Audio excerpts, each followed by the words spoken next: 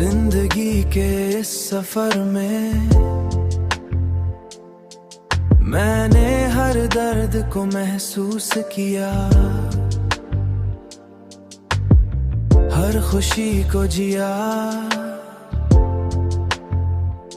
और हर लम्हे को समझने की कोशिश की। मगर आखिर में मैंने यही जाना कि असल हकीकत वही है जो दिल के अंदर मौजूद है।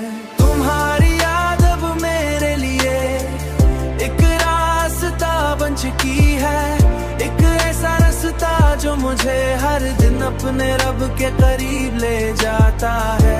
एक ऐसा रास्ता जो मुझे हर दिन अपने रब के करीब ले जाता है। मैंने सीख लिया है कि मोहब्बत सिर्फ किसी को पाने का नाम नहीं, बल्कि खुद को खो देने का नाम है। खुद को खो देने का नाम है। और जब इंसान खुद को खो देता है तो वो सब कुछ पा लेता है।